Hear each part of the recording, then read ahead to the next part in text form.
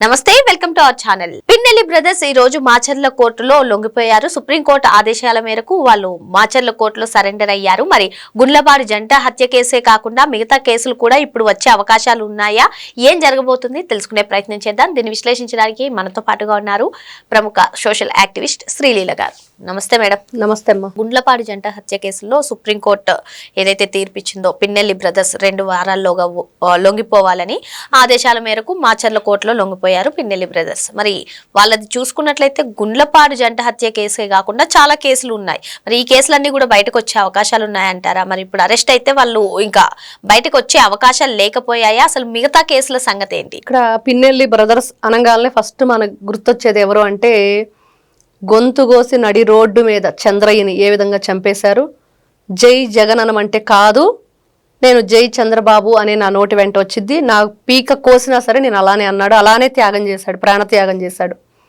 అంటే అలాంటి గొప్ప గొప్ప కార్యకర్తలు ఉన్నారు కాబట్టి టీడీపీ ఆ రోజు నుంచి ఈ రోజు వరకు కూడా ఆ పార్టీకి ఎంతమంది కట్టుబాట్లకి ఆ పార్టీకి ప్రాణం ఇచ్చే వాళ్ళు ఉన్నారు అంటే అది నిలువెత్తు నిదర్శనం. ఆయన చిరస్థాయిగా నిలిచిపోతాడు చంద్రయ్య, ఏమాత్రం సందేహం లేదు. ప్రాణానికి భయపడి కూడా ఎవరి మొహరం ఎటో ఒకటి పారిపోతాం, తలదాచుకుంటాం.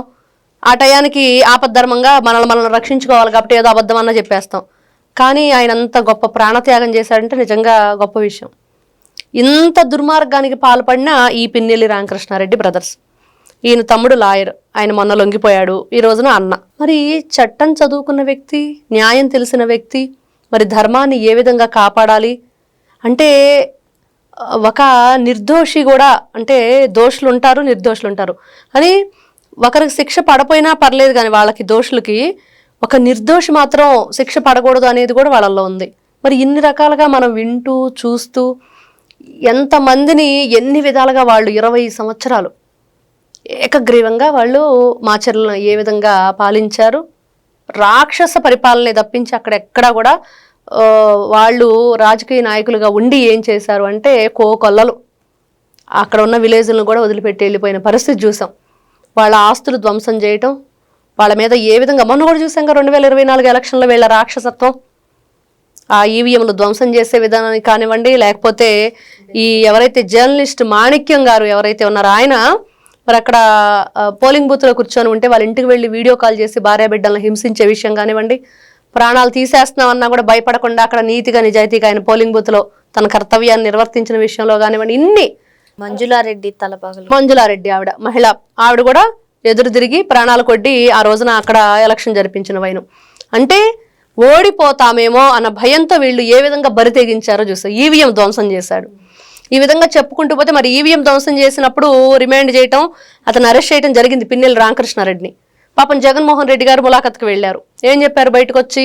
చాలా మంచివాడు, చాలా చాలా పాపం సౌమ్యుడు, బుద్ధిమంతుడు, అలాంటి పిన్నెల్లి రామకృష్ణారెడ్డి మీద అన్యాయంగా కేసు పెట్టారు, ఈవీఎంలోకి పాము దూరింది, ప్రజలను కాటేసిద్దని రక్షించబోయాడని. మరి నిజమేనా అది? ఇవన్నీ కూడా ఎలా ఉంటాయి అంటే, జగన్మోహన్ రెడ్డి చేసే తప్పుల కంటే వాళ్ళ కార్యకర్తలు, వాళ్ళ నాయకులు చిన్న తప్పులే చేస్తారు, పెద్ద తప్పులు కాదులే, నా అంత తప్పులు కాదు కదా, నేను చేసిన అంత తప్పులు కాదు కదా, కాబట్టి అదే ఉంది పాపం, చిన్న తప్పే కదా, వదిలేయండి అని మాట్లాడే విధానం. మరి ఈ రోజుని పిన్నెల్లి రామకృష్ణారెడ్డి లొంగిపోయాడు అంటే ఒక్క ఈ జంట హత్యలేనా, ఇంకా ఉన్నాయి అంటే ఇంకా ఉన్నాయి.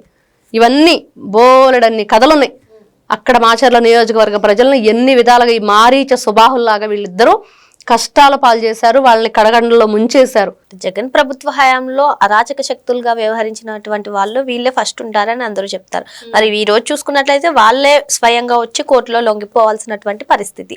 మరి మిగతా వాళ్ళ గురించి అంటే అవినీతి చేసిన వాళ్ళు కానివ్వండి, అరాచకానికి పాల్పడిన వాళ్ళు కానివ్వండి, వాళ్ళకు కూడా ఒక రోజు వస్తుందంటారా? మరి ఒక పక్క ప్రజలు చూసుకున్నట్లయితే కూటమి ప్రభుత్వం పైన కూడా అసంతృప్తిగా ఉన్నారు. అభివృద్ధి అంటూ ముందుకెళ్తున్నారు కానీ తీసుకోవాల్సినటువంటి యాక్షన్ తీసుకోవట్లేదు అని. మరో పక్క ఇటువంటివి జరుగుతూనే ఉన్నాయి. ఏం జరుగుతుందంటారు మొత్తానికి? ఖచ్చితంగా అంటే ప్రజలు ఏంటంటే, వాళ్ళు స్పాట్లో మేము ఎన్ని రకాలుగా 2019 నుంచి 24 మధ్య కష్టాలు అనుభవించాము, మరి వాళ్ళందరూ కూడా ఎందుకు శిక్ష అనుభవించట్లేదని వాళ్ళ వర్షంలో వాళ్ళు బాధపడుతున్నారు. కానీ ఇక్కడ నాయకుల వర్షన్ ఏంటి? ఇప్పుడు ముందు రాష్ట్రంలో వీళ్ళు అప్పులు పాలు చేసిపోయారు, లక్షల కోట్ల రూపాయలు, చాలా అవకతవకలు, ఎక్కడ ఏ వ్యవస్థ కూడా సరిగ్గా పనిచేయటం లేదు. ఐఏఎస్లు కానివ్వండి, ఐపీఎస్లు కానీ అందరిని కూడా దోషులు చేశాడు జగన్మోహన్ రెడ్డి.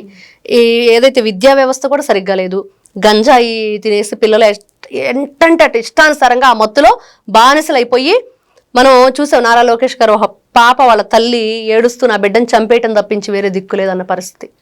ఎంత దుర్మార్గం. ఆ అమ్మాయి గంజాయి అలవాటు చేసి శారీరకంగా వీళ్ళు ఇబ్బందికి గురి చేసినవి ఎంత భయంకరంగా ఉన్నాయి ఏంటంటే, ఇంత నాశనం చేసి వ్యవస్థల్ని దుర్మార్గంగా నడిపించిన ఆ దుర్మార్గుడు జగన్మోహన్ రెడ్డి. మరి ప్రజలకు ఖచ్చితంగా ఉంటుంది బాధ. ఇన్ని కష్టాలు అనుభవించాం కదా, వీళ్ళకి వెంటనే వీళ్ళని చంపేయాలి, వీళ్ళని నరికేయాలన్నట్లు వీళ్ళని ఏదో ఒకటి చెయ్యండి. కనీసం ఈ రోజున కూటమి ప్రభుత్వం మంచి ప్రభుత్వం, ప్రజాప్రభుత్వం, ప్రజల కోసం ఉండే ప్రభుత్వం అంటున్నారు కదా, మరి ఇన్ని రోజు మమ్మల్ని ఇక్కట్లు పాలు చేసిన ఈ ప్రభుత్వానికి శిక్ష ఎందుకు పడదు? గతంలో వీళ్ళకి ఎందుకు వేయదు ఈ ప్రభుత్వం అని అడిగే పరిస్థితి. నిజంగా ఎందుకు ఈ రోజున ప్రజల అసంతృప్తి అంటే ఇదే కారణం. మరి ఈ రోజున వీళ్ళు లొంగిపోవటానికి కారణం ఏంటంటే తప్పించుకోలేని పరిస్థితి.